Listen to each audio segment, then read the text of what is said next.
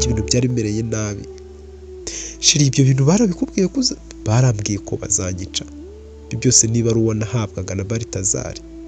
Baritazari yarazaga akambwira ibintu bibi, akambwira ukuntu uriya mugore ari mubi, akanyereka ibimenyetso, akanyereka amafoto y'abantu bagiye bapfa, akanyereka abantu yakoresheje impanuka, akanyereka ibintu byinshi.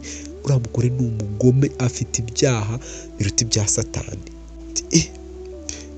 None sheri ubwo ngubwo tuzava, uzi ko ubwo natwe tugiye gupfa, tuzava aha cyangwa dupfe pe. Nyine bampaye amezi 3 yo kubitekerezaho, ubu hari hashize andi mezi 5. Ubwo uriya mugore yarazi ko ngo ndi kugishushanya, ngo ndi gushushanya ibyo bintu, ariko ngeze ndinjije. Ntabwo ushobora gukora ibintu rwose gishobora kwicisha abantu kuriya. Ntabyo nakoze sheri, ntabyo nakoze, ntabyo nigeze nkora, kuko yamfashe nk'imbohe. Ubu nta cyangombwa na kimwe ngira, nta diplome n'imwe mfite, kandi byose nari mbifite, byose ni Virgin bibitsiwe mu rugo. Kubera ko wakoze subscribe ndagusuhuje kandi ngo haye ikaze kuri Yep Media. Niba nawe utarabikora ndagushimiye ko bikoze ubu. Nongeye kugusuhuza kandi ngo haye ikaze nanone kuri Yep Media. Nkaba nongeye kukwishimira kandi nongeye nyine kukubwira nti umeze ute? Ese umeze neza aho uherereye hose mu Rwanda? Umeze ute? Umeze neza? Ubuzima buracamo? Ese niba urwaye kuko Imana iri kugufasha, nkuko mpora mbasengera ngo abarwayi Imana ibafashe kandi borohereze nyine abarwaza banyu. Ndakeka nabo dufatanyije gusenga nyine Imana rwose ijye iborohereza, dore kuribwa ni ibintu biba bibabaje cyane. Rero nkaba ngusuhuje uherereye mu majyaruguru, uherereye mu majyepfo, uherereye iburengerazuba, abantu bari burasirazuba, abantu bari mu mujyi wa Kigali, mwese ndabasuhuje kandi mbashimiye ko mwafashe ya mbere mugakanda subscribe hano kuri Yep Media cyangwa se Yep TV RDA.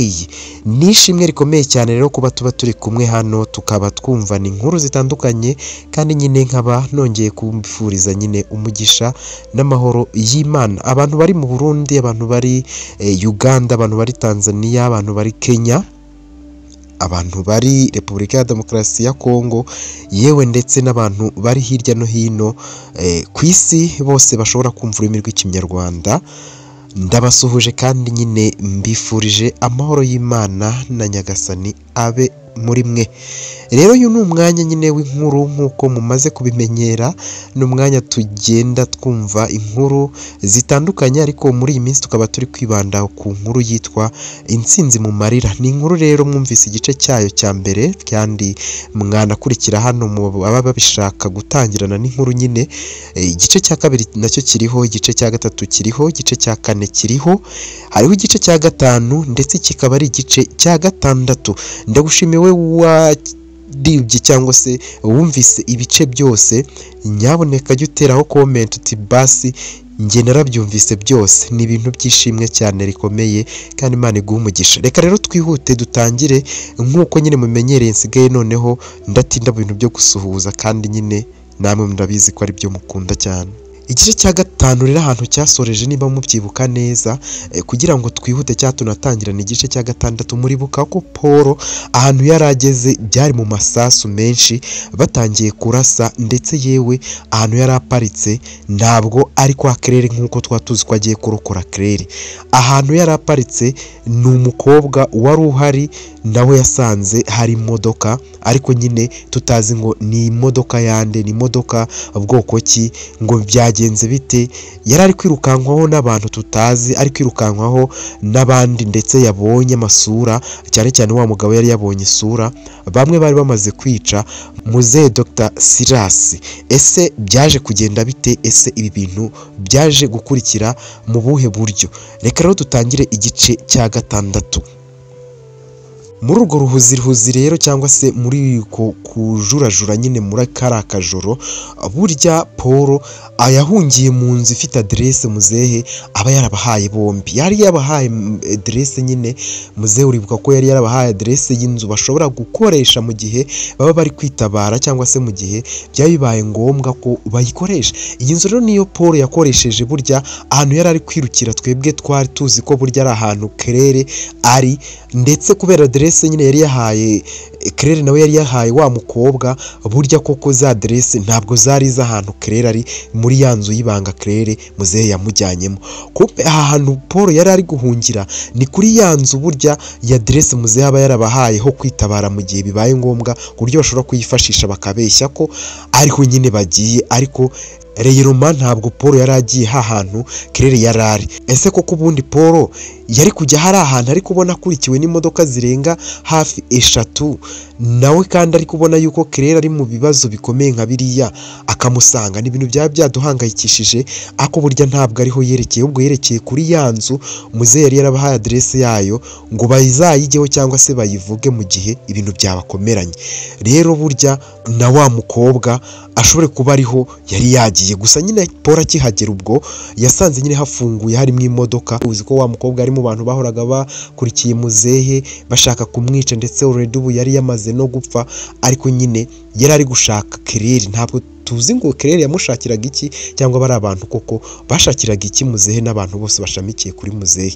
Abishe muzehe rero Dr. Silas batangiye nyine ako kanya. Urumva Paul yari akigera muri ya nzu irimo nyine indi modoka mu gipangu gifunguye, yasanze hafunguye.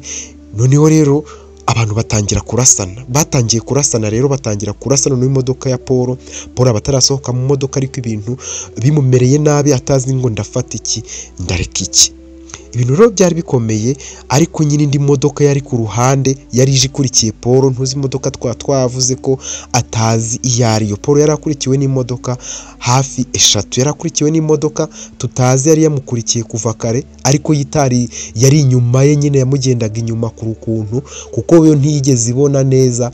Nyine abari bayirimo ntago babonye muzehe yicwa, ariko Paul yari hafi, yari bashaga kwegera ahantu muzehe yiciwe. Yari yafashe n'amasura y'abantu bamwishe, yari yabonye nk'umugabo umwe yari yarabonye muri cya gihugu gituranye, hamwe bari harafungiwe nyine Maître Donatien.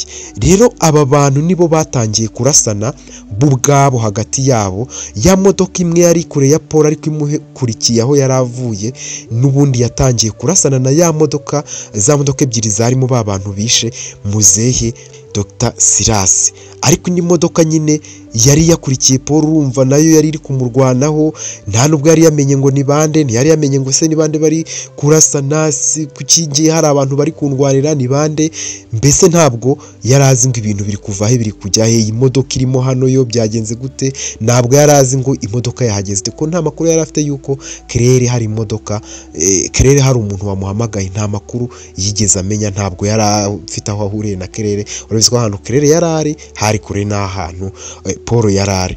Ubwo rero batangiye kurasana, ba bagabo nyine bamwe barwaniraga Paul ndetse n'abagabo barwanyaga Paul batangiye nyine kurasana. Mu kurasana rero umwe muri ba bagabo bicanye nyine, bamwe bishe muzehe, bari bamaze umwanya bishe muzehe bamurashe nyine amasasu 2. Imwe muri bo yarakomeretse, ariko nanone mu kurasana nyine mu barasaga, mu babashaga gufasha Paul kurasa kuri ba bantu, umwe muri bo yarapfuye, yarashwe na ba bagabo n'ubundi bari bishe muzehe Dr. Silas. Bari abagabo bafite ubumenyi bwinshi mu bijyanye no kurasa, mu bijyanye n'intambara.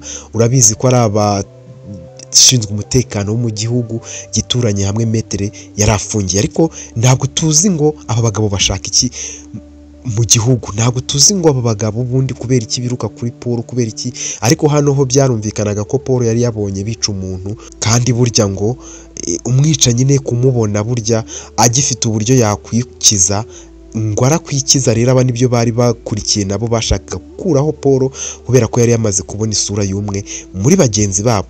Paul rero urumva polisi yaraje ije mu urwo ruhuzihuzi, babagabo bahita bacika n'imodoka. Ubwo bahise bamutwara, ndetse batwara n'imodoka y'umukobwa wari wahaparitse nyine mo imbere. Nuko we mukobwa we yahise abura ukuntu yatwara imodoka, yabura uko abigenza, ahita agenda yinjira muri ya modoka y'ababicanyi. Bahise bagenda nyine barirukanka, hasigaye ba bantu bari kurwanira Paul, kubera ko nyine ntabwo nyine byamenyekanye neza abo bantu bari kurasa kuri Paul abaribo. Paul rero yageze ageze kuri polisi nyine urumva ibintu byari byayogayoze mu mugoroba, umwe mu bantu yapfuye bari kumurwanirira, mama we Virginie rero wa mugomekazi, wa mugore udashobotse, wa mugore w'umwicanyi, wa mugore ukora ibintu bya mfura mbi, burya yahise amusanga kuri sitasiyo nyine ya polisi. Kubw'amahirwe ntabwo Paul nyine we yari yakomeretse, kuko uribuka ko ntabwo yari yigeze ava no mu modoka. Rero ya Paul urumva yarabajijwe, polisi nyine yaramubajije, imubaza icyo abo bantu bamuzizaga, imubaza abo bantu abari bo, imubaza ibintu byinshi, ariko Paul yasubizije ko nyine yari avuye mu mujyi, abantu baramukurikira, atazi ngo abantu bamukurikiye ni bande, bituma yirukanka. Mu kwirukanka rero aho yageze yabonye igipangu gifunguye, ahita akinjiramo atazi ngo ni icyanda, atazi bivaho bijya n'aho biva, noneho ashaka kwinjira mu gipangu, nuko yakizaga amagara ye. Ariko nyine mu butamenya, mu bintu bitunguranye, yahise haba ibintu byo kurasana, byanapfuyemo umusore umwe gusa. Nta kindi kintu yababwiye ko yibuka, yababwiye ko nta kindi kintu yibuka. Arababwira ati njyewe navuye mu mujyi ndi kwirukanka, njyewe nahise mbona abantu bari kunyirukankaho, ndiruka nyine nkiza amagara yanjye, ariko nta kindi kintu nibuka. Paul ntabwo yigeze ahishurira polisi ko abantu bamwirukagaho kuko yababonye bari kwica Dr Silas cyangwa se Muzehe. Nta nubwo yababwiye ko yababwije ukuri ko nyamukobwa yamubonye, cyangwa se hari umuntu yabonye ari mu nzu, cyangwa se yabonye nyine nyiri ya modoka yari yasanzemo. Ntabwo yigeze abivuga, nta kintu yigeze abitangazaho. Icyo yitangarije ni uko abantu bamwirukankanye, kandi we atigeze amenya ngo ni bande bari kumwirukankana, kubera ko ntabwo yari abazi. Ubwo icyo ngicyo nicyo kintu yavuze yibuka. Nyine andi makuru yari abahishe, kuko urumva Paul yaza kubwira polisi ko hari abantu barashe umuntu, urumva byari kuba ari ibibazo bikomeye cyane, byari kuba ari ikintu nyine kigoye kuba umuntu yarashwe kandi ukabimenya ntubibwire polisi, ahubwo ukirukanka n'ahantu uri kwirukankira ntabe ari kuri sitasiyo ya polisi, wenda ngo ube watabaza bafate nyine abagizi ba nabi. Ubwo nyine muri iryo joro ho Claire nawe yarari, ibintu ntabwo byari byifashe neza, ubwoba bwari bwamwishe, ubwoba ari bwinshi cyane, kuko nyine urabyumva nta handi hantu yari yizeye yahamagara. Yari yizeye ko ahamagara wa mukobwa nyine, ariko nyine nabwo urumva yari afite mu bundi bwenge, nta n'amakuru yari afite y'ahantu Muzehe hari Dr Silas. Ntabwo yari azi yuko Dr Silas yari yamaze no kwicwa. Urumva Muzehe muri iryo joro yari yishwe, yari araye yishwe, gusa nyine yakomezaga atitira ashaka guhamagara, ashaka gukomeza nyine atitira ashaka guhamagara kwa muganga, ariko bikanga. Ariko nyine ari kwibaza niba koko atabeshya adresse ubwo wa mukobwa kandi yari kumufasha. Nuvuga se uriya mukobwa sinaba namubeshye kandi yakabaye amfashe, se nongere mpamagare mubwire adresse za nyazo z'ahantu ndi. Urabizi Claire nyine yagiraga amahitamo menshi mu mutwe, ibitekerezo byamubanaga byinshi, yumvaga ikintu ari gukora ari kwibeshya, akumva nyine yabihindura, akumva yavuga ikindi kintu, akumva mbese ubu ndi kwibeshya, ubu se muhamagare mubwire yuko noneho ahantu nari namubwiye nibeshye ko ari njyewe, ari Claire ko ndi ndaha ngaha ndi, ubu se mwihorere, ubu se dogiteri we kuki atampamagara, ubu se kuki Paul ataza kundeba. Nyine yahoraga muri dilema nyinshi cyane ku buryo atamenyaga ngo ibintu bimeze bite. Niyo mpamvu rero yaratangiye kwibaza niba koko ataba yibeshye nyamukobwa akamubeshya adresse, nyamara nyamukobwa yavuye kuri telefone kandi yakaba yaza akamufasha. Gusa nyine ubwo ntabwo yabikoze, nyine byari byarangiye, ahubwo yarekeye nyine kongera guhamagara nk'uko Muzehe yari yaramubujije ati niwumva hari undi muntu kwitabye mu buryo budasanzwe uzamubwire izindi adresse z'iyi nzu, kandi nawe Paul bizakugendekere bityo nubona ibintu utabyizeye neza. Ubwo nyine ubuzima nyine bwari bugoye muri icyo gihe, muri ayo masaha ibintu byari biri kubera mu mujyi byari ibintu bigoye cyane kandi by'imena amaraso ku rwego rwo hejuru, mu nzitane za hatari. Ubwo rero Gaston na Divine nawe urabizi ko bari baraye hahandi muri basement nyine y'inzu. Uribuka ko Muzehe yari yasize ababwiye ati mwebwe nimugende, njyewe ngiye kurebana n'abo bantu bari gukomanga. Mu nzu habaga hazimije, nta muntu wabaga ari kurebamo imbere. Muzehe we yari yasohotse asiga n'abafungiranye. Ubwo bahise bamanuka muri basement, ariko nyine bumva abantu bari kujugunya bamujujura ndetse umenye ko na muzehe bamurashe bumva. Ubwo Gaston na Divine nyine bari baraye muri basement inzu nyine, kuko abicanyi bari bahise nyine birukanka bose batwara n'umurambo wa muzehe. Ntabwo umurambo bawusize, ahubwo bahise birukankira kureba umuntu ubabonye ariwe Paul wari waparitse hakurya nyine akanya gato muri metero hafi 50-30 gutyo ari kubareba. Paul rero mu kubabona urumva ko bahise birukanka batwara n'umurambo wa muzehe bahita wushyira mu modoka nta kizibiti basize inyuma cyo kuvuga nyine ngo basiga umurambo cyangwa iki. Maze rero birukanka ahubwo kuri Paul nicyo kintu cyari cyabaye. Ntabwo rwose Gaston cyangwa Divine bongeye kubona muzehe ukundi, cyangwa se ngo bubuke babona umurambo we. Nuko ibintu byahise bigenda, kuko nyine bari abagabo batatu n'umukobwa umwe. Urabyibuka ko bari abantu nyine bahora bagendana, bari abantu bahorana bagenda bashaka kuri muzehe. Uribuka ko bajyaga mu rugo rwe bamushakaga hahandi habaga wa mukozi hamwe, wa mukozi wafashaga Gaston ndetse na Divine. Rwa rugo babagamo wibuke ko hajyaga umukobwa n'umusore, ikindi gihe hari haragiye umusore n'undi musore cyangwa se umugabo n'undi mugabo. Bari abantu bane, urumva batatu bari babagabo baje kwica muzehe, mukobwa nawe yari wa wundi wari kwa muganga ari kuvugana nande na Kerere. Uribuka ko nyine bahise banacika nyine wa mukobwa ahise agenda baracikana. Gusa umwe muri bo yari yakomerekejwe n'abarinzi nyine ba Paul nyine mama we yari yamushyizeho ngo bamukurikirane. Gusa nubwo Paul nawe ibi ngibi atababyishimira nyine kuba mama yari amushyiraho abarinzi, kuba amukurikiza abantu ntanamu information cyangwa se ngo amumenyeshe, ni ibintu byaryaga Paul bikamubabaza. Kuko urumva Paul yaza kuba umwana udafite izindi gahunda arimo, udafite gahunda zo kuba ari kurwanya nyina, udafite gahunda zo kuba ari kurwanya ibikorwa bya nyina, cyangwa se uri gushaka ibintu nyine bihabanye n'ibyo mama we ashaka. Yakabaye yishimira ko bamushyiraho abarinzi bamurokora nko mu buryo nka buriya, cyangwa se bakarengera ubuzima bwe n'amagara ye mu gihe nyine yisanze mu manzaganya cyangwa se mu ntambara nka ziriya zitunguranye atabasha we kwikuramo ubwe. Ni byiza kuba afite abarinzi, ariko nanone yarabyangagayo mama we atabaga yamuhaye amakuru, kuko we yangaga kurindwa cyane kuruta ibindi bintu. Urabizi nawe ibintu Paul yabaga arimo ni ibintu mama we atari kuzigera ashyigikira, ahubwo noneho bari gupfa ku rwego rwo hejuru. Urabibuka ko intambara zose zatangiye kera, ariko noneho izikabije zatangiye aho Kerere aburiye. Kandi uribuka ko Paul ari we wagize uruhare mu gucikisha Kerere.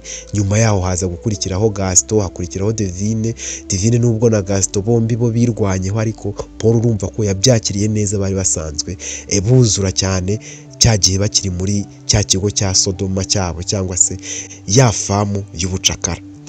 Ubwo bukeye mu gitondo cyaho nyine, muri icyo gitondo bukeye nyine mu kigo nyine cyo kwa Virgin handi muri cya kigo cya Sodoma, cyangwa se ya kigo cy'ubwicanyi buretwa ndetse n'ibindi bintu muri ya famu, hatsoze itangazo rivuga ko witwa James ari we wasimbuye David. Murabyibuka ko yamaze kwicwa mu gice cya 5. Bakurikiye igice cya 5 murabyibuka ko David yishwe, ariko nyine ibintu umuntu witwa Paul atigeze yishimira na gatoya, kuko ntigeze yishimira urupfu rwa David n'umunota umwe. Ariko David aba yarishwe na mama we nyine Virginie, nta kundi Paul yari kubigenza. Rero hasohotse itangazo rivuga ko burya James nawe wari umugome cyane, niwe wirahirirwaga uhereye kuri Balthazar wari umugome, ari n'umwicanye no kubita abantu ibiboko, kandi ari n'umuyobozi mukuru wungirije Leonidas, ariko nawe akajya kubakubita kubera ubugome yagiraga, agategeka abakozi gukubita.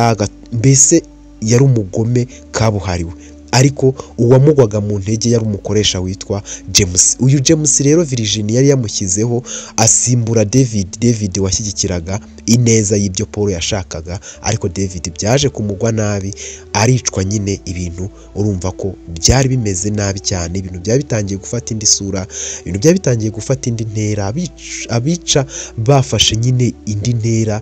Mbese Paul ibintu byaba biri kuba byose byari bimutangaje. Noneho yari yamenye ko David yapfuye, ibintu byose byamucanze, ari kuyoberwa ibintu ukuntu bimeze, ari kwibaza icyo ari bukore cyamuyobeye. iri tangazo rero ryahise rishyirwa hanze, urumva abantu bahise bamenya ko James burya yazamuwe mu ntera, yavuye hahandi. Uribuka ibyo Gaston yakoraga nibyo James nawe yakoraga, ariko n'ubundi yari umugome, ariko yari yazamuwe mu ntera asimbura David ku mirimo yo guhagararira nyine abakoresha. James rero yarasanzwe aziho nyine ubugome ndengakamere, ndetse yewe hari n'abakobwa n'abakozi ndetse yafataga ku ngufu ku rwego rwo hejuru. Uyu James yarazwiho gufata ku ngufu abana b'abakobwa. Urabizi ko hari amwakira kigo habaga hari abana b'abakobwa bangavu, abakiri bato, abakuze n'abasore n'ingimbi nyine. Uribuka ko noneho bari barasubijeho ya gahunda ya Virginie yuko abantu bagomba gutotezwa kugira ngo bazavuge iki, ngo bazavuge aho abantu bacitse batatu bagiye, kuko ngo wasanga ngo hari ikintu nyine gishobora kuba baragiye gutegurira abo bose bakaba bafitemo uruhare kubera babaho batishimye. Byari byatumye za gahunda zose zisubirwamo. Niba warakurikiye inkuru wa musore ngo bintu mbisubiramo, ariko mbagira ngo nyine n'utarumvise igice cya 5 cyangwa se igice cya 4 abashe kumva neza gatoya ko icyerekezo cy'inkuru, ku buryo nawe atacikanwa. Burya ikintu cya mbere ni uko tugendera hamwe mu bintu byose tuba turi gukora, mujye mwihangana, sorry karagaciyemo. Ubwo ngubwo urumva rero ukuntu ibintu byakomeje kugenda. James wafataga ku ngufu akora ibintu bibi bya mfura mbi yari yazamuwe mu ntera. David wakundaga ibinyuze mu mucyo yashyigikiraga ibintu bya Paul, byari byaravuzwe ko yishwe nyine. Urumva ko byari byamaze kumenyekana ko yapfuye. Uwabajije aho ari wese yahise akubitwa, yarakubitwaga. Wabazaga ati David arihe, David byagenze bite? Uwangoreraga cyangwa ushaka guhwihwisa ko ari gushaka amakuru kuri David baramukubitaga ibiboko bya hatari. Ubwo kuri uwo munsi nyine nta hantu Paul na hamwe yigeze ajya. Urumva Paul yari afite ubwoba bwinshi, ibintu byari byamubayeho mu ijoro ryari ryahise. Byari ibintu bigoye cyane, byari ibintu bigoye kwakira, kubona abantu bari kukurasanira hejuru, abantu bari kurasa abandi, umaze kubona muzehe mwakoranaga ibintu byose apfuye. Umva noneho Paul ibintu byari byamurenze, kandi yifuzaga ko byibura na mama we cyangwa se polisi bamenye ibijyanye n'uko nyine hari abantu yabonye bica umuntu kandi bakaba areba mu gihugu gituranye. Yaracecetse aryumaho rwose mu gahinda kenshi ndetse cyane, atangira nyine kurira, atangira no kuririra muzehe, atangira kunamira muzehe mu buryo atabasha kumwunamiramo, atazi ngo yasubirayo ngo arebe niba umurambo we nyine bawugaruye, atazi ngo ibiki. Mbese umurambo we bari bahise bawutwara, abandi baramukurikira. Abasigaye barundarunda umurambo baje nyuma nabo bakurikiye ya modoka yari yakurikiye Paul. Urumva rero ibintu Paul yari ari mu manzaganya, Paul yari mu bitekerezo byinshi, ari kwibaza ati se ngubu ndabigenza nte? Noneho mama sinatuma amenya ibintu ndi gucamo, ntabwo natuma akabuza mama we kumuha abantu bamukurikira, ariko nanone mama we akabona Paul ntabwo atuje. Paul mbese yari umuntu uri aho ibibazo byarenze. Noneho icyari cyamubayeho, urupfu yari yarutarutse neza neza, kandi abantu bose bari bamushyigikiye, abantu bose bari bamukikije, byari biri gushyira mu manga yo gupfa. Urumva ko rero Paul yari afite iki? Yari afite agahinda kenshi. Urabizi ko muzehe yari nka se. Isi urabyibuka ko John rwose nta kintu yitaho. John ntabwo bimureba, nta kintu kiba kimureba. Ibintu byose ni mpamvu, ntabwo biba bimwitaye. Aba yibereye mu bintu bya hoteli, aba yibereye kureba amafaranga, aba yibereye nyine n'ibyo bintu aba yibereyemo. Ahubwo ababwira Paul ati kurikiza ibyo mama wawe akubwira, kuko ibi byose tuba turuhira ni ibyawe. Ariko ntabwo mu by'ukuri John yari umuntu Paul yahishurira ibintu byose uko biri kugenda. Ntabwo ari umuntu yahishurira nka papa we ubuzima ari gucamo, uburyo ari gushaka kurwanya nyina, kuko nyine John nawe ntabwo ari kumushyigikira muri ibyo bintu byo kurwanya Virginie rero we yabaga akurikirana utuntu twose, agato na kanini agakurikirana. Niyo mpamvu yabonaga Paul nyine ameze nk'umuntu udasanzwe, akabona Paul mw'ibintu byinshi, akabona umwana ntatuje, umwana ntashaka kujya kwiga, umwana nyine akibonagamo ibintu byinshi, kuko yari umugomekazi wahuye n'abantu benshi kandi b'abagome. Ubwo rero byageze nka 10 z'umugoroba kuri uwo munsi, Gaston na Divine nyine cyangwa se Divine bavuye muri basement cyangwa se muri cave ya yanzu. Uribuka ko muzehe yari yasize blueprint cyangwa se igishushanyo cy'inzu bari barimo, yari yahawe nande na metre cyagiye yagiye kumusura.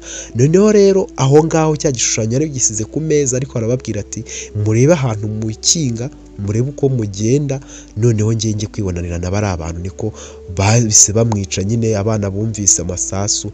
Ubwo nyine bigeze mu masaa 10 niho nari kukubwira nyine abana cyangwa se couple yarazamutse nyine, burya bavuye muri basement cyangwa cave y'inzu, baza nyine hejuru. Bageze hejuru babona nta murambo wa muzehe uhari. Urumva ko ibintu ntago bari babonye neza ukuntu byabaye, ko bari bahise bamanuka bacyumva isasu, ntago bari bazi ngo muzehe se byagenze bite.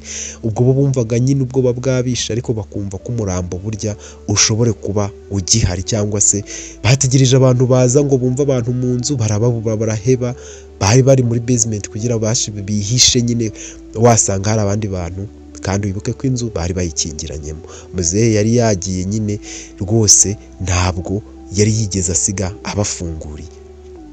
Bageze hejuru rero babura umurambo, baraye babonye araswa gusa akagwa nyine, maze birabacanga nyine, ubwoba burabica.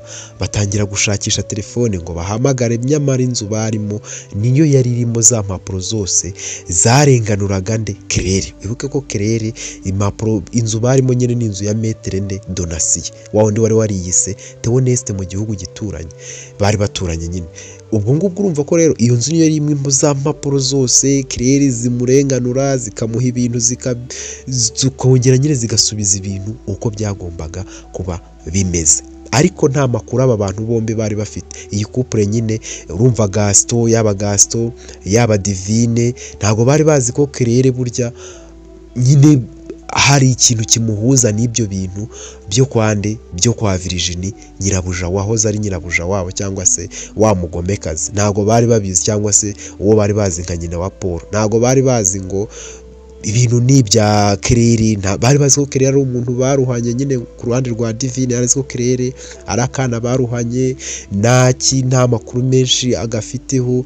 Cyakora nyine Gaston yarabakoreshaga bombi, akabona Paul nyine ari kubahamagara bakaganira, akabaha umugati n'ibiki. Bakurikiye igice cya 2 banza ariho biri, mwagiye mwumva uburyo Paul kera nyine bakiba muri Sodoma, cyangwa se muri cya kigo cya Sodoma, uburyo babagaho nyine. Ubwo urumva rero izo mpapuro zose zarenganuraga Claire, nta makuru iyi couple yari ibifiteho. Ubwo bari muri iyo nzu, kandi inzu y'agaciro ku rwego rwo hejuru, yagombaga ibirimo kurangiza ibintu byose. Ariko burya amakuru nicyo kintu cya mbere. Nta makuru yaba uyu nguyu Divine yaba Gaston bari bafite. Divine yari afite ubwoba bwinshi, ari kubwira Gaston ati ubu ngubu turabigenza dute, kubona ibintu byose nta muzehe nta murambo uhari, bamwishe. Gaston akamubwira ati sheri wowe tuza dushake telefone tubashe guhamagara, nitubasha kubona telefone tugahamagara ibintu byose turabivuga, turabwira umuntu wese utwitaba yuko ibintu bimeze nabi. Twese urugira ngo tubigenze dute, nakundi najye nabigenza. Urabona ko nyine turi mu hagati nk'ururimi. Ariko sheri bitwabivamo, ntugire ikibazo, ntuhangayike. Ari twebwe twarenze urwa ruzi rw'ingona, ari twebwe twavuye muri rya shyamba, ari twebwe twavuye muri cya gishanga, ari twebwe twazamutse wa musozi umuhinguka ku bitaro, ari twebwe twarokokeye kuri fences z'ibitaro, ari twebwe tumaze iki gihe tukiriho duca mu ibi bintu bikomeye. Ni ukuri sheri, ntabwo ubu ngubu aribwo twenda gupfa. Mbabarira, ntugire igishyika rwose, ndahari, ndi kumwe nawe, nta kibazo uzagira. Ikibazo nzagira nawe nicyo uzagira, rimwe na rimwe yewe hari n'ibyo nzakwitangira. Rero mbabarira, nturire. Ubwo Divine ubuzima bwabaga bwamucanze. Claire ari hehe? Ese Claire nzamubona gute? Use Claire tuzongera tubonane? Use koko mana yanjye, niba twicira aha ngaha nk'uko bishe muzehe, buriya ko bari abantu banaturasa tugahita dupfa, uretse ko wenda batamenye ko turimo aha ngaha. Nibamenya ko duhari, cyangwa nibaza bagafungura inzu, ntibazatwica kuko Gaston.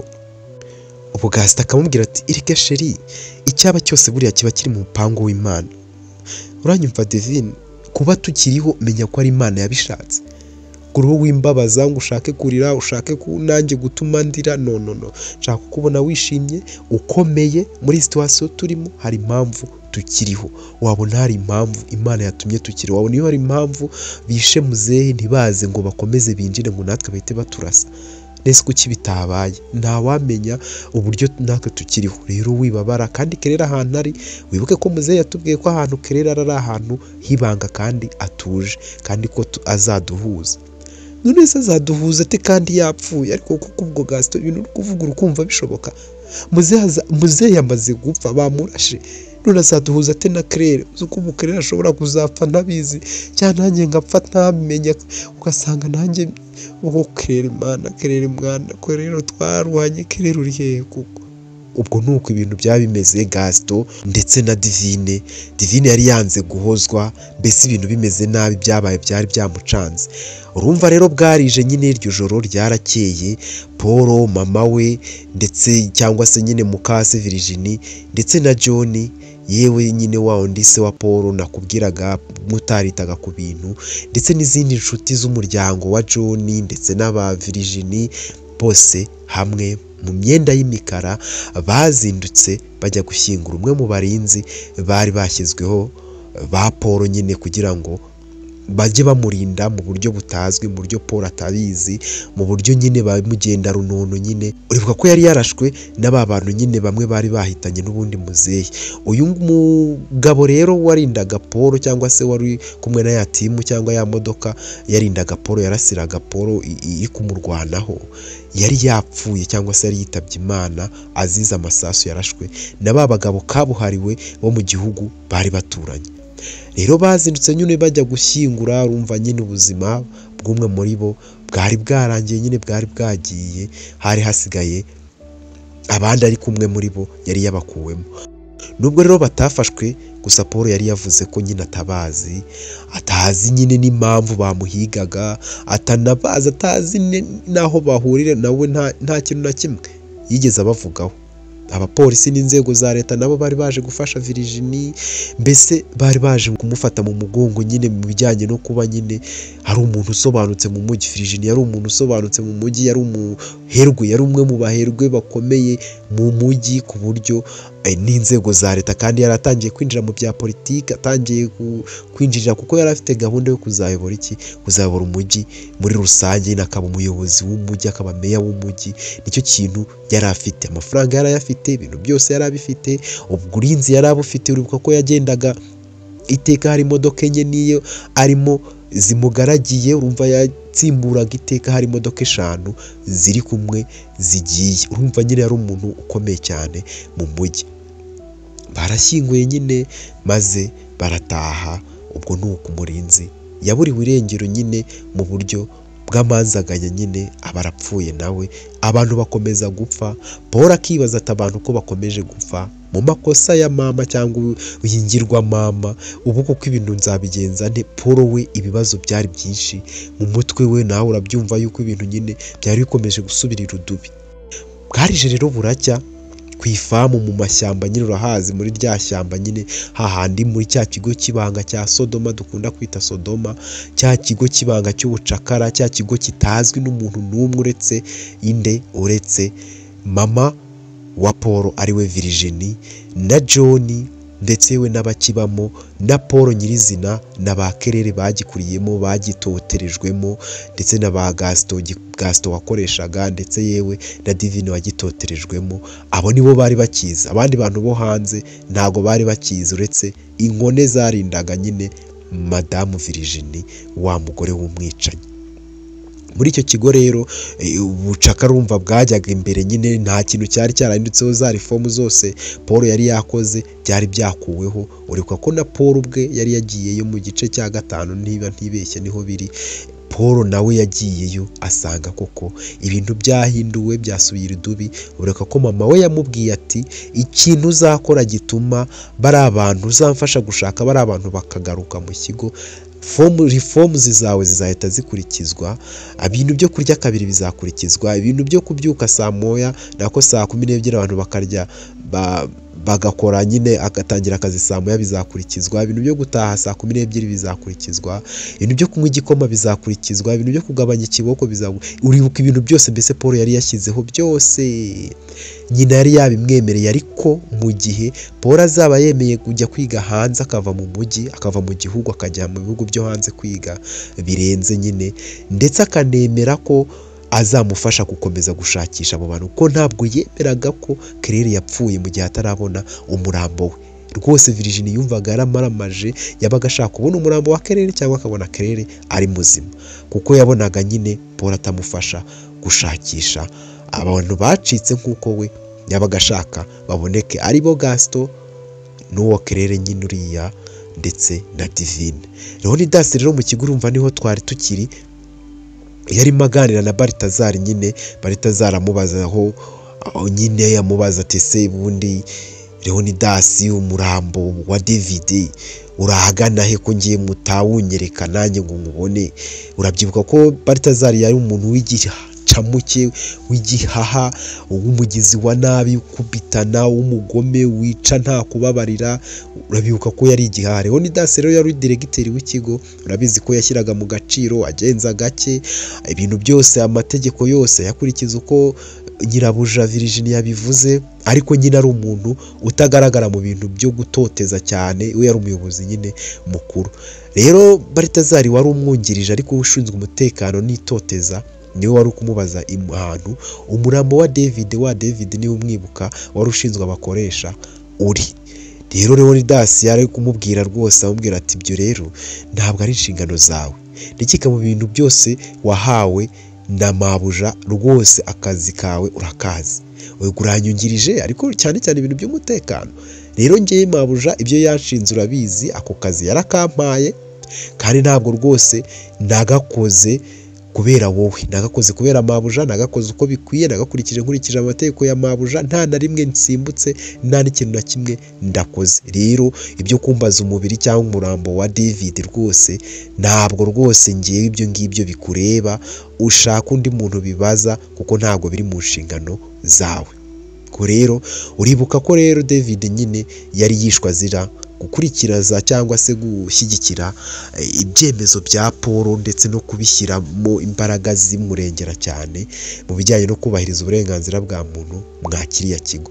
Gusa Balthazar nyine ntiyari yarashizwe kuba atareretswe umurambo we, yakomeje kugigira, ariko Leonidas aramubwira ati mvira mu biro, nsohokera mu biro, ntabwo yari biro yawe, ntabwo nyanza mu biro byawe utampamagaye cyangwa ntaguhamagaye, bityo rero singushaka aha, sohoka ahangaha.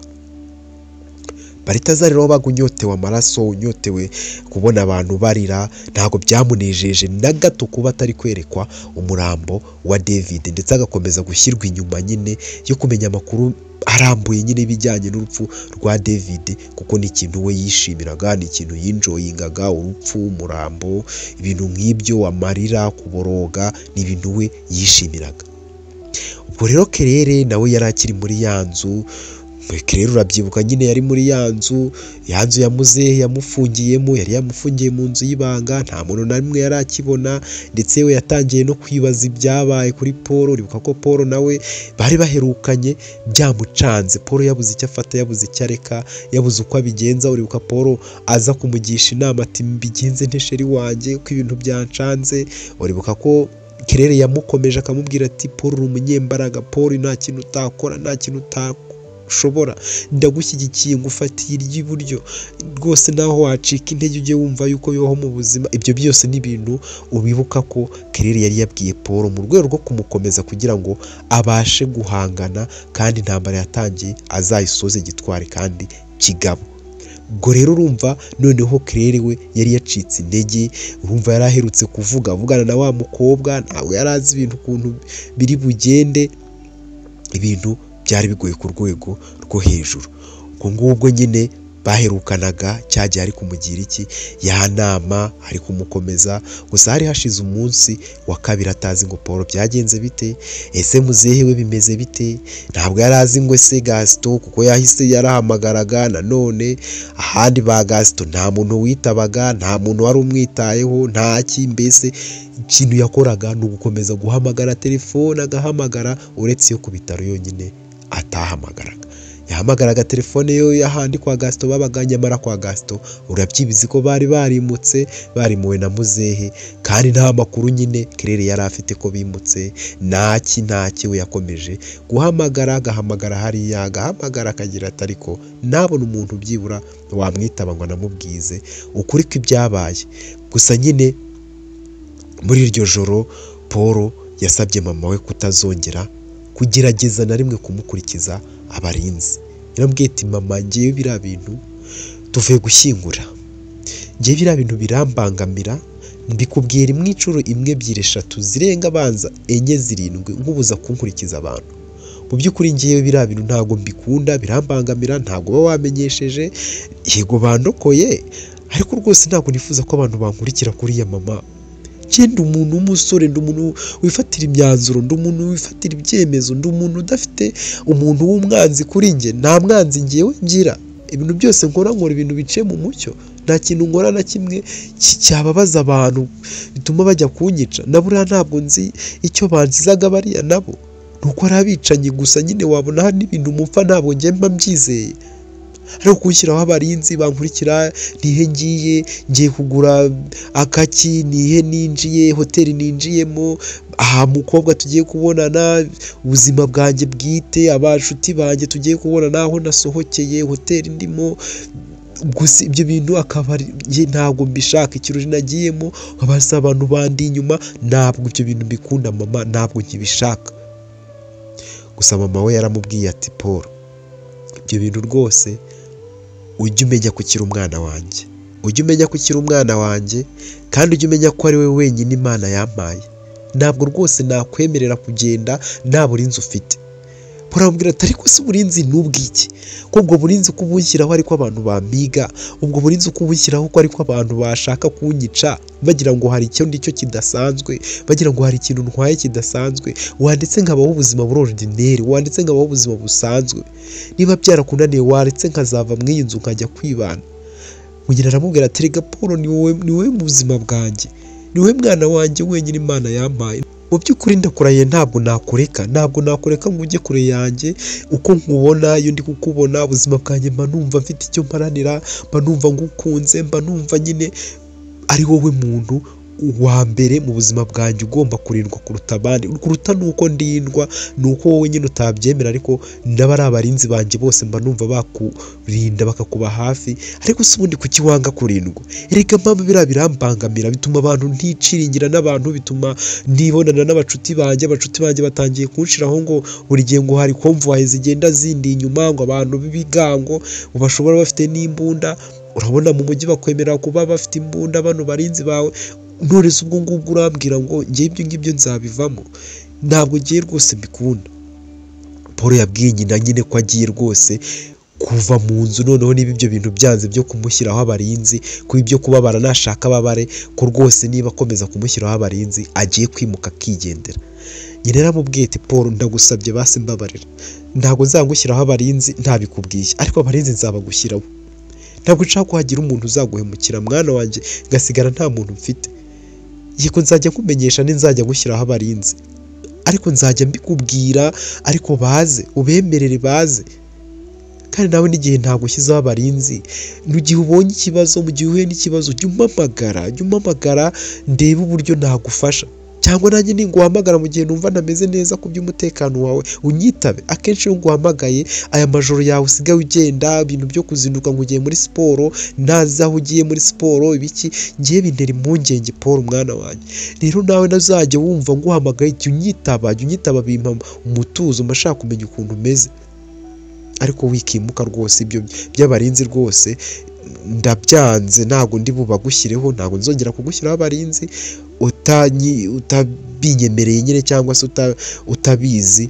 Ariko rwose ujye umpamagara kandi umbwize ukuri ahantu ariho hose uri, maze nyine ibyo bintu tubyemeranyijweho. Uzajya umpamagara umbwize ukuri ahantu uri, cyangwa nawe nugira ikibazo, nanjye nirumva ntameze neza nguhamagare, ninumva nshaka kumenya amakuru ajyanye nawe nguhamagare kandi umbwize ukuri. Nanjye abarinzi ntabwo mbagushyiraho mu gihe ntakumenyesheje. Ibyo tubyemeranyijweho. Uramubwira ati nubwo bitari ngombwa cyane, ubundi si ubugome bwawe, kuki ngewe ubunyereka ko ufite impuhwe mama, abantu ukomeza wica, abantu bari gupfa, ibintu ubundi wabivuyemo bimaze iki? Paul mwana wanjye, icyo twavugagaho nicyo twavugagaho, ibindi wibizana mu iyi dosiye ntaho bihuriye. Twakemeranyijweho njye nawe ko uzajya umvugisha umbwiza ukuri, nanjye nkaguhamagara mu gihe mbishaka, kandi nkakuha abarinzi bawe nakumenyesheje. Paul ahita yikubita yigira mu cyumba, ntabwo yumvaga ibintu nyina ari kumubwira. akamwibutsa nyine yari yemeye ko ibyo ngibyo ari diru bakoze kandi ko nawe nyine azabikurikiza, ko azajya amuha amakuru ku gihe kandi akamubwiza ukuri ahantu ari. Gusa Paul umenye ko icyerekezo cye n'ubundi ntaho cyari gihuriye n'icya nyina Virginie. Bwarakeye nyine amasaha, ubuzima burakomeza nyine mu mujyi, urumva ibintu byaragendaga muri ya famu naho ibintu byaragendaga. Bwarakeye mu masaha y'igicamunsi, Gaston wari umuhanga cyane cyane yafashe ya blueprint, noneho urabizi ko bari barayiretse, arayifata, imwe muze yari yabasigiye yayisize ku meza, arayifata atangira kugira ute kuyitegereza, atangira kureba. Uribuka ko wari ubaye umunsi wa gatatu ushyira hafi umunsi wa kane muzehe yiciwe hanze ku marembo ya yanzu bari barimo. Uribuka ko ari inzu yande ya Maître Donatien wari ufunze. Ubwo ngubwo nyine muzehe yari yamaze kwitaba Imana, ariko Gaston wari umuhanga atangira kwiga ku bintu bya ya blueprint cyangwa se igishushanyo mbonera cy'inyubako bari barimo. Divine yaramubajije, se sheri ko umuntu uri kureba kuri ibyo bintu ubundi urabizi? Tiya, ibi bintu ndabizi sheri, nuko nyine ntari mbiherutse, urabona ibintu turimo, Zagara turimo, ibintu mbese ntabwo nari nakabona umwanya wo kubyitaho, ariko nyine ibi ngibi ni ibintu byanjye, rega sheri, buriya ngewe ibi nabyize muri kaminuza. Urumva nyuma yo kurangiza ikosi ya gisirikare, ndetse wabaye n'umusirikare? Tiya sheri, rega hari ibintu byinshi ntakubwiye. Njye nabaye umusirikare, nakoze ikosi y'igisirikare imyaka 2, urumva nakoze n'imyaka hafi 4 y'igisirikare nyirizina. Njye nabaye umusirikare imyaka 4, nabivuyemo ku bushake bwanjye. Nakoze ikosi imyaka 2, ibyo byose nabikoze maze gusoza amashuri yisumbuye, ariko maze kubona ko nyine mfite ubumenyi buhagije, mfite ubushobozi buhagije, ntabwo nifuje gukuma mu gisirikare. Igisirikare nakivuyemo njya kwiga ibintu bijyanye n'ubwubatsi. Njyewe ndi umuntu ushushanya, ndi umuntu ukora ibintu bita architecture, ndi umuntu nyine ukora ibintu bijyanye n'ibi byose uri kubona kuri iki gishushanyo. Ibi byose ni ukurebaho, kandi nyine ntabwo ndi butinde kumenya ibyayo, nuko mbona nyine iri mu bwenge bwinshi. Bishobore kuba ari inzu yarubatswe mu myaka ya kera, ariko kuba mfite igishushanyo cyayo ubu ni ryo pfundo, ibintu byose tuzabasha kubitahura. Urabona ko ahantu hose tugiye nta kintu tubona, nta kintu, dufungiranye muri basement, ntutuzi ngo harimo iki, nta kintu tuzi, ariko wowe ihumura, ibintu byose ndaza kubikora neza. Urumva njye navuye mu gisirikare rwose mfite imyaka 24, rero nagiye kwiga nyine ibijyanye n'amashuri nyine makuru, mfite imyaka 24, mpita ngenda niga y'imyaka nyine 4 yose, niga muri kaminuza, ibintu ndabyiga ndabikamirika. Ubu ndi hafi kugira imyaka 30, nuko utabyumva, ariko ndi mukuru ndakuruta. Divine yarumiwe, abaza Gaston uburyo yaba yarageze mu kigo bitaga Sodoma nyine. We ati, none se wageze i Sodoma gute? Terega ngiye buriya Virginie yankuye mu kazi, uriya mugore w'umutindi. Terega harabura nanjye nari meze nkamwe, nari mfunze. Yankuye mu kazi uriya mugore ni umugome ku rwego rwo hejuru. Nari nibiriye mu kazi, abantu nyine bamubwira, abantu nari ndikora nsaze mu mujyi utanafite aho uhuriye n'uyu nguyu, mu wundi mujyi rwose kure. Noneho rero bamubwira ubudahangarwa, uburyo nshoboye, biki n'ibiki byose arabyumva, maze aranyegera arambwira, ansezeranya akazi kadasanzwe, ansezeranya umushahara wa danje, ansezeranya ibintu byinshi cyane ngo azankorera.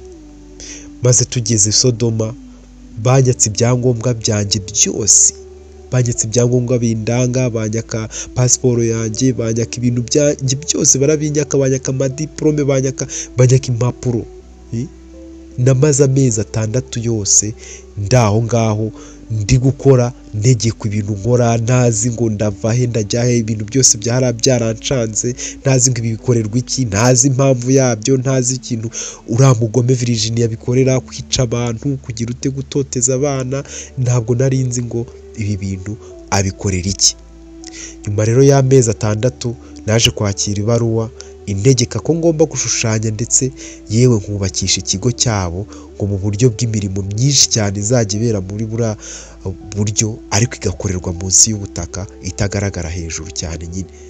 Bari basabye nyine gukora ibyo bintu ngo nshushanye nyine igishushanyo cy'inyubako nyireme bazakore hasi mu butaka, ariho bashyirira nkambi, ariho bashyirira famu, ariho bashyira imirimo yose y'inganda, ariho bashyira ibikorwa nyine byose babishyire munsi y'ubutaka.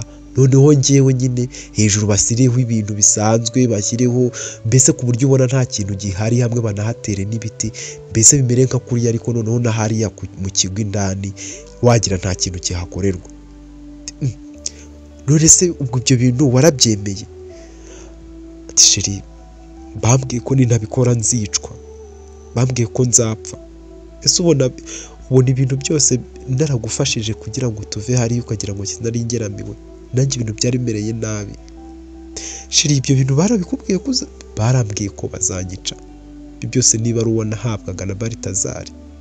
Baritazari yarazaga akambwira ibintu bibi, akambwira ukuntu uriya mugore ari mubi, akanyereka ibimenyetso, akanyereka amafoto y'abantu bagiye bapfa, akanyereka abantu yakoresheje impanuka, akanyereka ibintu byinshi. Uriya mugore ni umugome, afite ibyaha biruta ibya Satani. None sheri, ubwo ngubwo tuzava? Uzi ko ubwo natwe tugiye gupfa? Tuzava aha cyangwa dupfe pe? Nyine bampaye amezi 3 yo kubitekerezaho, ubu hari hashize andi mezi 5. Ubwo uriya mugore yari azi ko ngo ndi kugishushanya, ngo ndi gushushanya ibyo bintu, ariko ngiye se ndinjije, ntabwo ushobora gukora ibintu rwose gishobora kwicisha abantu kuriya. Ntabyo nakoze sheri, ntabyo nakoze, ntabyo nigeze nkora, kuko yamfashe nk'imbohe. Ubu nta cyangombwa na kimwe ngira, nta diplome n'imwe mfite, kandi byose nari mbifite, byose ni virijino bibitsiwe mu rugo. Nta nubwo mpazi, naje bakize ikintu mu maso, nashidukiye ndi hariya Sodoma, ntabwo nzi ngo byagenze bite. Divine aramubwira ati sheri, ihangane basi, ihangane, tuzabinyuramo. None se ubu buhanga koko humura nta kintu uzaba, uri umusore ufite imbaraga, ufite ubumenyi, ntabwo nari nzi ko ufite ubwo bumenyi bwose, ntabwo gusa sheri ibintu tuzabicamo. Nubwo nyine mfite ubwoba, numva nawe mfite ubwoba, numva nanjye banyica, numva rimwe na rimwe nkumva ndi gutitira, nkumva ariko nakubona iruhande rwanjye, nkumva nsubijwemo imbaraga, nkumva nta biruta ibyo twaciyemo turi gucamo ubu ngubu. Gusa kuba muzehe yagiye, kuba muzehe yagenda, ni ukuri nta cyizere mfite sheri, ntabwo nabiguhisha. Ati nanjye nta cyizere mfite, ariko nizeye Imana ko ibi ngibi tuzabicamo. Muzehe kuva yapfa nyine ntabwo tuzi ngo ninde uzaturwanaho, ibyo kurya n'ibishira aha ngaha yari yazanye ntabwo tuzi ngo bizagenda bite, tuzasohoka hano dute. Mu by'ukuri ubuzima bwacu buri mu kaga sheri, ariko nitufatanya, nitugumana, tukaguma twunze ubumwe, nta kintu kizadukanga. Tuzabicamo kandi tuzabivamo, twaba turi bazima, twaba dupfuye. Barahoberanye, barahozanya, barahoberana, biratinda. Ubwo nyine Gaston akomeza nyine kureba kuri ya blueprint, nyine atangira kureba utuntu tumwe na tumwe ashobora kuvumburaho.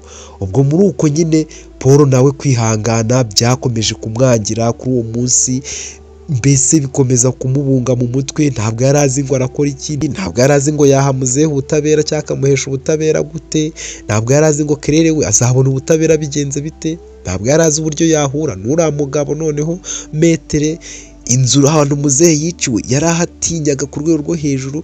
Kwihangana byaranze, noneho agira afata umwanzuro wo gusubira kureba Claire. Nubwo yumvaga kumureba rwose ari ikintu kibi cyane kiri buze gushyira bombe mu kaga, cyane cyane Claire, ariko yaravuze ati nta kundi nabigenza, nkumbuye umukunzi wanjye, kandi yari abizi ko nyine nawe amukumbuye. Claire yari amukumbuye mu by'ukuri. Claire yari ari mu mage, Claire yari ari mu nzitane za danje, ariko nyine Paul nta kintu yari bukore kindi, nawe mu mutima we wari uri kumukubita, maze afata umwanzuro wo kujya kureba Claire. Ikindi ni uko yatekerezaga ko agomba kumumenyesha ko burya muzehe nyine Dr Silas byarangiye, ko nyine yapfuye, kandi ko nyine nta kundi ibintu byabaye byarangiye nyine ko nta yandi mahitamo ahari. Ubwo yaragiye Paul agezeyo nyine arafungura, Claire amusanga aramuhobera, sheri nari ngukumbuye, kubera icyo ugenda ugahera, kubera icyo ugenda ntumbwire, kubera iki koko ibi bintu bingorera, ubugira undisha umutima, kubera iki? Paul ariruhutsa. Paul yari ameze nk'umuntu nyine ufite stress nyinshi, ameze nk'umuntu ufite ibitekerezo biri kure cyane. Ubwo Claire abonye Paul ukuntu ameze, ese umeze ute sheri? Ntumbwire ko umeze nabi nanone, ibintu byose se byarakunze, byarapfuye, byagenze bite? Bari umbwire ndahangayitse, nta muntu mpamagara ngo bikunde, nanjye igiye gusara, ndumva ibintu twabivamo, wenda umuntu akanasubira mwa kiriya kigo cya Sodoma, ariko ibintu ukava mu izi stress nanjye nkazivamo. Hari ahantu nubwo natotezwaga umubiri ukandya, ariko ntabwo natekerezaga ngire stress mu mutwe, umutwe wanjye wende guturika, ndahangayitse, ntabwo nzi ahantu Divine ari, bagasito ntabwo ntibapfuye, nta muntu mama unyitaba kuri telefone yabo, ntaki. Paul abonye ukuntu Claire ameze, ntabwo yigeze amubwira iby'urupfu rwa muzehe, ahubwo yamubwiye ko muzehe nyine ameze neza. Aramubwira ati rwose muzehe ameze neza, muzehe araho, arijajara nyine aramubeshya kugira ngo arebe ko basi yasiga yishimye. Aramubwira ati rwose ba Divine nabo baraho, muzehe rwose arahuze cyane, kandi nyine ururabyo n'urwo yampaye burango nkuzanire, ntabwo noneho hari igihe naruzanye, niwe wampaye ngo ndukuzanire. Oh wow, disi rurasa neza, amabara ni meza. Ubuse koko muzehe nawe ajya gukora ibi bintu by'indabyo? Yarumpaye ngo ndukuzanire, nyine yarumpaye, yaragukumbuye cyane, arabwira ngo ndukuzanire nyine ubashe kumwibuka, nako ubashe nyine ntabwo ahari, ntabwo arahuze cyane, niyo mpamvu. Ariko sheri nawe disi jya wihangana, kandi mbagushimira kuba nyine wageze aha, kuba waje ukambona nanjye nkakubona, ni ukuri kose biranyura cyane umutima, biyongerera imbaraga, rega numva nanjye hari abantu banyitayeho, ni ukuri kose. Ubwo nyine muzehe bimenye ko ahuze nyine, kandi rwose ibyo bintu byo kwitaba no guhamagara kuri telefone, yambwiye rwose ngo nkwibutse ko bitemewe na gato. Gerageza ugabanye ibintu byo kwitaba sheri, gerageza ugabanye ibintu byo guhamagara telefone sheri, please ndakwinginze, niba unkunda reka ibintu byo guhamagara abantu kuri telefone, yaba ari telefone yo kwa muzehe iwe mu rugo, yaba ari telefone yo kwa muganga, ntukigire wongera gushaka guhamagara telefone. Urumva? Ntabwo rwose muzehe abyishimira, kandi rwose ntabwo yigira yumva yuko ibyo ntiwabikora, kuko ziriya aderesi yatubwiye tuzajya tuvuga ibintu byabaye amage, ntabwo yifuza ko byagera aho ngaho, kereka byabaye ngombwa nyine niho ubwo twazikoresha, niba ushobora kuyikoresha cyangwa nanjye nkayikoresha, ariko ntuzigere ugerageza ibintu byo gukomeza gukoresha amatelefone. Rwose muzehe yambwiye ngo nkwihanangirize, kandi biri mu nyungu zacu twese n'inyungu zawe pe, sibyo sheri? Sibyo sheri? Ntabwo uzi ibintu byabaye tibikize, nyine unyihanganire, urambabarira. Ni iki se wakoze?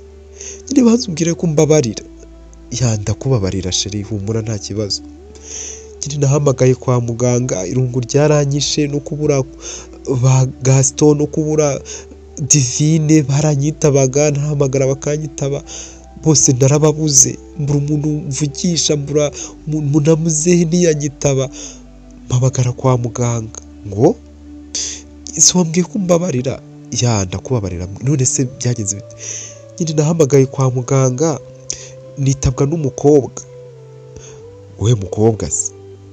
Nyine nitawe n'umukobwa, ambwira ko nyine ari umwunganizi wa muganga, nyine wa dogiteri nyine Sirasi, ambwira ko nyine ari umunyamabanga we, ambwira ko mu gihe naba ngize ikibazo, ko ngo yari yamubwiye ko ndibuze guhamagara, ko mu gihe naba ngize ikibazo namubwira ngo akaza akamfasha, ahubwo ahita atangira kumbaza ngo ndihe, wese ngo nahagana he ngo azamfashe, ngo ko yumva ngo nawe agize ikibazo. Ntangira kumva sindi kumwizera, ntangira kumva bitangiye byuka bya bintu by'amakenga, nahise mubwira za aderese muzehe yari yatubwiye. Numvaga rwose ashaka kumenya ahantu ndi cyane kuruta kumenya ikibazo mfite. Bityo rero kubera hari ku mugoroba kandi mbona nawe udaherutse kuza, na muzehe atari kunyitaba, ndetse yewe na Gaston na Divine ntazi amakuru yabo nabo batakiri kunyitaba, nyine sheri nahise mubeshya aderese. Nahise mubeshya mubwira ya aderese muzehe yari yaratubwiye nyine, gusa nyine sinzi niba yari buze kumfasha, niba yari buze sinzi rwose. Ubwo ngubwo sinzi ukuntu byarangiye, ahubwo niba yararagiyeyo, niba byararangiye atagiyeyo ntabwo mbizi rwose, ntabwo nzi uko byagenze, gusa icyo kintu cyabayeho. Urambabarira? Ndakubabarira sheri. Paul yaratekereje yibuka imodoka yasanze muri rwa rugo nawe yari yahungiyemo. Kumbe wa mukobwa nyine bya bindi koko byarakoze. Yabajije Claire amubaza, none se wongeye guhamagarayo? Hoya sheri, ntabwo nongeye guhamagara kwa muganga, nahise nyigirira ubwoba nyine, numvaga nyine nakongera guhamagarayo. Ntabwo nari kongera guhamagarayo pe, numvaga nyine ngize ubwoba, numvaga uwo muntu ari ubwa mbere tuvuganye. Ntabwo nongeye guhamagarayo sheri, n'ubu sindongera rwose. Icyakora nagerageje nyine ejo, nagerageje nimero yo kwa ba Gaston na Divine, ariko ntabwo nzongera. Mbabarira, ntuzongere guhamagara sheri, ntuzongere guhamagara nimero n'imwe, nzanza kwirebere kandi ntabwo nzajya ntinda. Ninzanatinda ujye umenya ko ari ibibazo byavutse kandi kubikemura kugira ngo tubeho twembi, sibyo? Sawa sheri, nzabyubahiriza rwose, urabizi ndagukunda, ntabwo nshobora kurenga ku kintu wavuze. Nzabyubahiriza neza kandi ndabizi ko icyo uba ushaka ari amahoro yanjye. Nawe urakoze cyane. Paul yahise nyine amenya ukuri, amenya bya wa mukobwa, ahita nyine noneho amwihanangiriza. Ubwo urumva iby'amatelefone, undi nyine atangira kumubaza ibya Divine, Gaston. Paul gusa nyine yaramubeshye ko bameze neza, nubwo batarazi ko ibintu noneho byakomeye, yewe ko ibintu byadigadize, ko na muzehe burya atakiri mu mwuka w'abazima cyangwa se atakiri mu buzima busanzwe. Byose yabonye ukuntu nyine Claire ahangayitse, arabimuhisha, maze Paul aramubwira ati reka ngende. Arataha nyine, aramuhobera, aramusoma. Paul arataha, asiga za ndabyo yari yazanye yamubeshye ko arizo muzehe yamuhaye, nyamara si izo muzehe yari yamuhaye. Paul niwe wari waziguze, arazizana nyine, azizana mu izina rya muzehe, ariko ntabwo Claire yigeze amenya ibimenyetso Paul ari kumwereka. Bwarije rero buracya, mu gitondo nyine Paul yabyutse nyine ajya kureba mama we ngo amubaze ku bijyanye n'ivuriro muzehe yakoragamo, kuko Paul byakomeje kumucanga. Urumva Paul nta kintu na kimwe yari agifite gishobora gutuma abona donosiye kugira ngo abashe gukemura cya kibazo cy'ingutu yaramaze iminsi yirukankaho. Ubwo yarabyutse yamaramaje, yari yabuze igisubizo, yabuze aho ahera iperereza, yabuze uko abigenza, yabuze ikintu akora. Abantu bose bari kumuhiga, noneho ari gutekereza ati aba bantu bo ko nkurikirwa n'abantu ntabazi, ubu koko ni bande koko bashobora gutuma mpa muzehe ubutabera nkareba ikintu nakora. Ngo nyine yagiye kureba mama we ngo amubaze nyine ibijyanye n'iki na rya vuriro muzehe yakoragaho, rimwe rya kera ryari rituranye kuri wa musozi wa kabiri uvuye muri bya bibaya n'amashyamba hamwe cya kigo cya Sodoma cyakoreraga.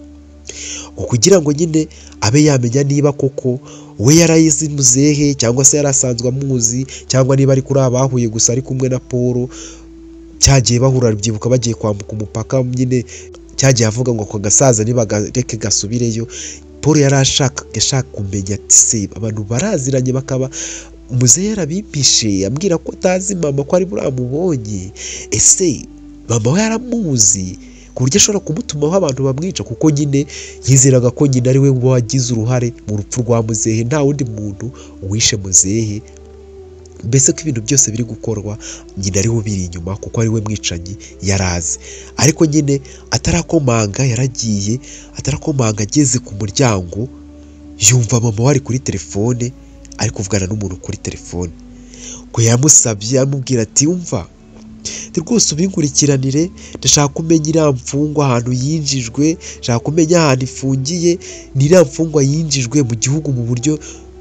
bw'amahoro. Niba utayizi rwose ndebera mu makuru rwose naho byaciyeho, nshaka rwose undebere ibintu byose ukuntu bimeze, nshaka kumenya ahantu afungiye, nshaka gukurikirana amakuru kandi birihutirwa cyane, ubinkorere nk'akazi. Yumvise ibintu mama wari kuvugira kuri telefone, uwo ni Paul nyine abwira umuntu ko yahoze ari Maître ngo Donatien, ariko akaba nyine yarazanywe aho ngaho yari yise ngo Theoneste ngo w'umuhinzi, ati rwose bamuzanye vuba aha ngaha ungurikiranire rwose ndamushaka cyane cyane cyane. Paul akiyumva ibyo bintu mama wari kuvuga yahise amenya ko burya mu buryo budasanzwe Maître Donatien yagejejwe mu gihugu, ko atagifungiye hahandi hanze yari afungiye. Gusa wibuke ko na Muzehe Sani nyine Silas cyangwa se Muzehe Silas, Dr Silas yarinze apfa atazi iby'uko Donatien burya yazanywe mu gihugu cyangwa yagaruwe mu gihugu, kuko bisa nk'ibyabereye hamwe cyangwa se byabaye byegeranye n'urupfu rwe. Yahise afata aramenya ibintu uko bimeze, yari aherukanye nawe ajya kumuha blueprint ndetse na ya adresse ya original hamwe yari yarimuriye bari abana ba couple nyine. Ntabwo yari azi ngo muzi kuko Maître yagaruwe mu gihugu. Urumva ko Virginie nawe yari yabibonye kuri televiziyo nimugoroba, mu gihe abandi bari mu majoro biruka ku bindi bintu. Paul ntabyo yari azi, naho yari abimenyeye, yewe ndetse na Dr Silas yarinze apfa atabizi ngo abe yabibwira Paul. Paul rero akimara kumva iyo nkuru mama wari kuvuga, ahise asubira inyuma atanakomanze, ahita yikuramo ibyo kumubaza iby'uko yaba azi Muzehe Dr Silas cyangwa yaba azi ibijyanye n'iryo na ririya vuriro Muzehe yavuriragaho rya kera by'akagigi ka kera. Byose yahise abyikuramo, ahubwo nyine asubira inyuma atabajije nyina ibyari bimuzanye. Ubwo asubira mu cyumba cye kwe ariryamira atangira kwitekerezaho. Ese koko ibi ngibi biramuhira? Koko azabona sheri we Claire cyangwa Antoinette azamubonera ubutabera? Ese Gaston na Divine bo bazongera noneho kubonana na Claire cyangwa Antoinette bahoranye mu kigo cya Sodoma? Cyangwa noneho ahubwo bagiye gupfa bose? Naho dusoreje igice cya 6 rero cy'insinzi mu marira cyangwa se insinzi n'amarira. Naho rero dusoreje igice cya 6, ntuzacikwe rwose n'igice cya 7, ntuzacikwe nacyo rwose ndagusabye. Ngewe rero nitwa Tiyusanze wabagezagaho iki kiganiro. Icyo ngusaba no gukanda subscribe kandi ngushimira wowe wumva inkuru ikarangira. Ndagushimiye byimazeyo, Imana iguhe umugisha kandi ujye utera comment nyaboneka. Imana ibarinde, abarwayi Imana iborohereze, abadafite akazi Imana ikabahe. Rwose ndabakunda cyane. I love you more. Mugire rero impagarike n'ubugingo, mukunda Imana n'abantu. Ciao naho ubutaha nakagaruka. Bye. Kubera ko wakoze subscribe ndagushimiye, kandi nawe ikanzu ubu urakoze cyane. Iki ni ikiganiro The Facts cya Yep Media, nyine nitwa Tiyusanze. Ciao nakagaruka.